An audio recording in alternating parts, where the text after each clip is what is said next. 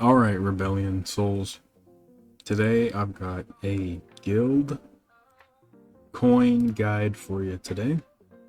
So when you come into your guild and you see your coins here, let's go over how we should spend them and which ones are the most important for each category. I'm going to reset this all. Reset everything here. So the idea and what I had here before was you're going to want to level up the first two of each one for sure. Max out your HP, max out your attack, and then on most of them,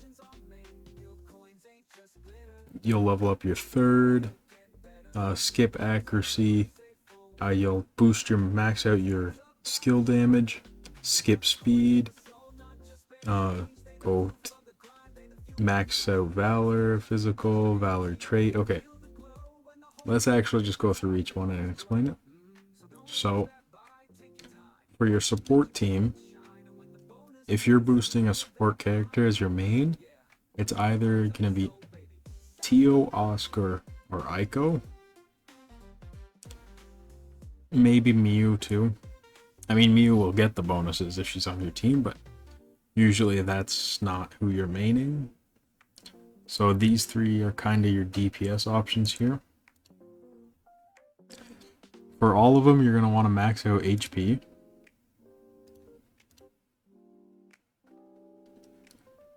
And you're going to want to max out your attack. Now, if you're using Tio,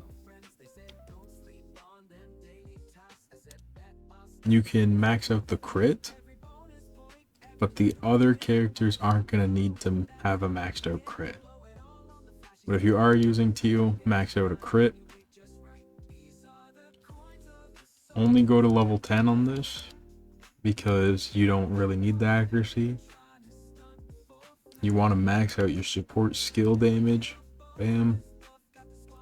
And then you're only going to 10 on this because you really don't need the speed here. Whoops. Ignore that. And then you'll go as far as you can. These last two traits are really expensive, but they're worth it. And you're going to max this out. And you go all in on your best character first. Okay? You don't want to split it up and have a little bit in each one because you're not going to get any meaningful boost from that. Did that just cost more than the last one? Anyways. And for Harmony, you see, it's really only Kaori or Remia. Jose and Salze are really good SRs that a lot of people are going to be using. Same with Elahide, I guess. And personally, I think Ulfric's got a use in special situations. But most people are only going to be worried about Kaori or Remia. And so you're going to want to max out their HP. Guard is actually good for Kaori. Crit. Hold on, guys. I'm gonna pull up the characters here so that I can talk about this a bit faster. Okay, so Kaori has a natural guard of 20%. So if you max this out, you should get another 20%, putting her on 40 before you even get any equipment buffs. So that's really good on Kaori. And if you're boosting Remia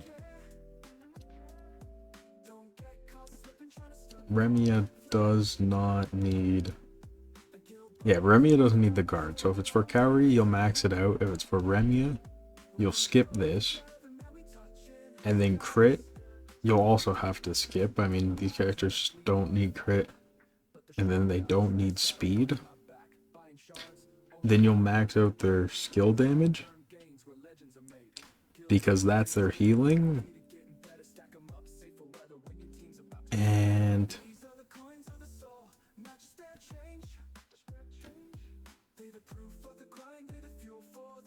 You'll want to skip this one too, but you'll have to go 10 in it, so at least you'll pick up some attack. And then you'll want to go for HP and attack here, and then HP and skill damage. The speed is only going to help you much later on when you have to try and control the turn order. For now, it's really not going to do anything. That's for min-maxing, and you'll only be able to see the benefits of it at late game. Alright, and then we'll go over to Divine, which is Shea and Lilithis. Again, you have to max out HP first. And then crit damage. I'm just gonna double check these characters here. But if you can get Shea to crit, this would be really good on her because she hits really hard. But she doesn't have a natural crit stat. So I'm not sure exactly how you're going to do that. Yeah, there is not really. There's almost no point to that. It's just weird. I'm trying to see her awakened abilities if they give her. Nope. Okay, so you're gonna skip crit damage because you're not gonna get either of those characters to crit consistently. And then they have the actual crit percent here, but this is gonna max out at 20%. So watch this. Crit damage 25, crit 20%. And then let me show you Shea. And I use Shea, right? So this is as good as it's gonna get. You're only getting the 20% from that. That's not much. That's 20% is not enough, and I even have Drucken on her. And Drucken doesn't do anything for it. It's skill damage. So we're gonna skip those. So you're gonna skip crit damage and crit. You're gonna max out breach for sure. You're gonna max out divine skill damage for sure. You're only gonna do 10 speed. Max out the physical and the trait, and then you're good to go. Skip these are a waste. Okay, now Grace. This should be Nyes and Loss and Miru. So you're gonna max out the HP, the guard, because Nyes really needs the guard. Not gonna worry about the crit. None of these characters use crit, so you're gonna use 10% or just level 10.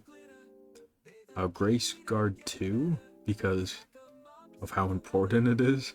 They know. So this one's set up really good. You're gonna max this out, get their guard and attack up, which is good for all three.